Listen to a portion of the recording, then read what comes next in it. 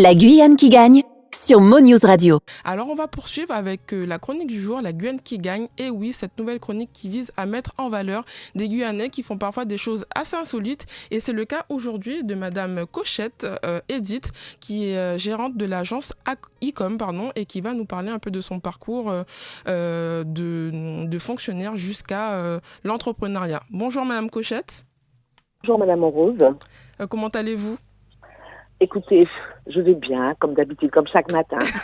Comme chaque matin, la rentrée, pas trop de stress, tout... Ah non. Jamais, je suis jamais en stress. Jamais. Très important en tout cas. Je suis ravie de vous avoir dans l'émission Mo News aujourd'hui. Alors comme je l'ai annoncé un peu plus tôt, vous travaillez dans l'événementiel. Comment cela a commencé pour vous ? Alors écoutez, comment vous dire, j'ai travaillé d'abord, comment ça a commencé l'événementiel pas par hasard, par passion, je dirais. J'ai eu beaucoup de chance, tout simplement. J'ai d'abord fait du théâtre. Je voulais d'ailleurs faire du théâtre de ma vie. J'aurais adoré faire du théâtre. Et puis, bien entendu, imaginez-vous, il y a 50 ans de ça, non, quand même pas. Il y a à peu près 25 ans de ça, quand je disais à mes parents que je voulais partir faire des études de théâtre, mon père a pensé que j'allais devenir saltimbanque, donc il n'était même pas question que je fasse ça.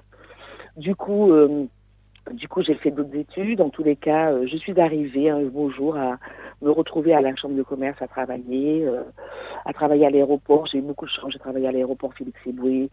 Entre-temps, j'ai créé une compagnie théâtrale parce que j'ai quand même aimé un peu sur les planches pendant une quinzaine d'années. J'ai adoré. J'ai organisé du coup des tournées en Guyane avec ma compagnie. Wow. Quand même, c'est pas rien. C'est pas rien. On est quand même passé par Aymara. Aymara compagnie. Aymara.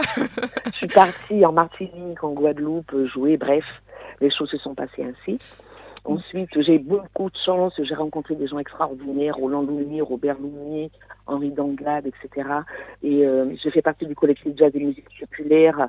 Et j'ai organisé différents festivals de jazz, le Cayenne Jazz Festival, entre autres, pendant 4 ou 5 ans au Jardin Botanique, où je gérais tous les aspects logistiques, des artistes, le plateau, le transport, l'hébergement. Enfin voilà, c'était un truc totalement fort en émotion, où on ne comptait pas les heures de travail. Et tout ça, ça m'a forgé en fait. Ça m'a forgé. Je travaillais à la chambre de commerce.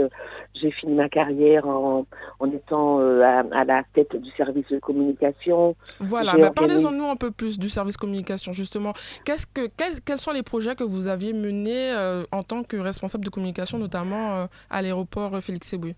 Alors, j'ai mené, le projet le plus extraordinaire, ça a été d'organiser avec une association qui organisait le Summer Dance Battle, d'organiser la soirée, la grande soirée qui clôturait la Summer Dance Battle. Et j'ai rencontré des jeunes Guyanais brillants et à qui j'ai donné, j'oublierai jamais un jour, en réunion, ils me disaient, tiens, il faut absolument qu'on trouve un lieu pour organiser la clôture de la manifestation. Et moi, je leur ai dit, pourquoi pas le hall de l'aérogare ? Et eux, ils m'ont dit, vous croyez, mais c'est impossible.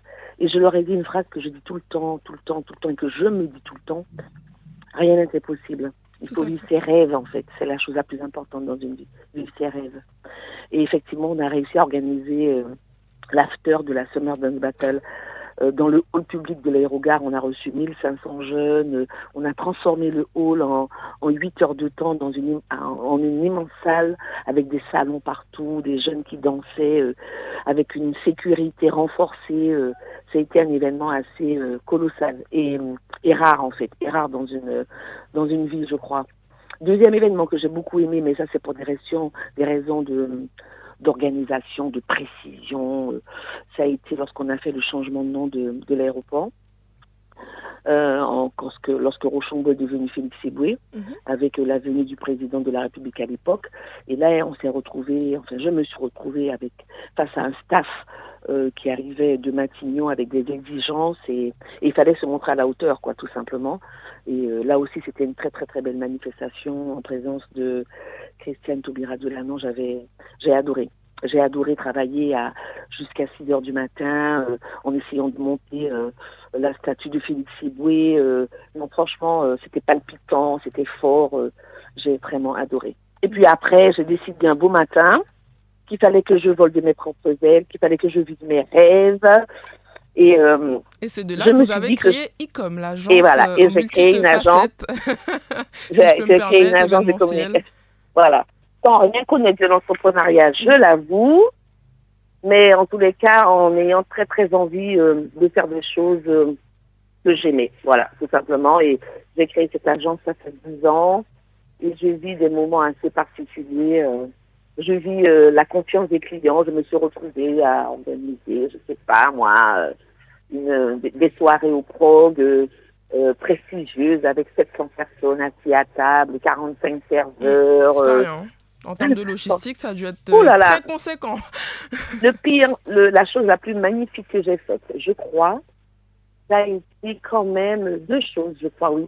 C'est lorsqu'on a organisé pour le Centre spatial guyanais les Vœux il y a 2 ans, me semble-t-il, où il y a eu un défilé de Pierre Cardin, où Rodrigo est arrivé, et le grand Rodrigo, et il fallait tout faire pour le satisfaire avec des exigences qu'on ne pouvait même pas réussir à satisfaire en Guyane. Et je n'arrêtais pas de me dire, en fait, tu dois tout faire. Tu dois faire comme les plus grands pros, avec le mapping sur la fusée. J'avais des collaborateurs, une équipe fabuleuse. On partait avec un camion à n'importe quelle heure. On arrivait à Kourou, on dormait à Kourou, on était 15 sur place. C'était palpitant. C'était vraiment fabuleux. Waouh, c'est que des étoiles, j'en ai plein les yeux. J'espère que ceux qui nous écoutent également. Merci beaucoup, Madame Cochette. Auriez-vous un petit mot pour la fin, pour inciter les jeunes notamment, ou pour donner des paillettes à ceux qui nous écoutent également? En fait, le petit mot de la fin, c'est que je crois on peut vivre ses rêves. Très sincèrement, hein. Je veux dire, si on a décidé qu'on veut faire quelque chose, rien n'est impossible. D'accord. Véritablement, rien n'est impossible. Si on fait les choses avec passion, si on fait les choses avec précision, et surtout, si on est déterminé, tout nous est ça accessible. Marche. Parfait. Voilà. Très belle parole. En tout cas, je vous remercie d'avoir répondu présente à notre appel. C'était un plaisir. Et on reste sur MoNews pour la suite. Vous nous écoutez? Bien sûr, avec plaisir. Allez, au revoir, Madame Cochette. Au revoir. Bonne journée. Au revoir. La Guyane qui gagne, l'émission qui valorise les actions positives.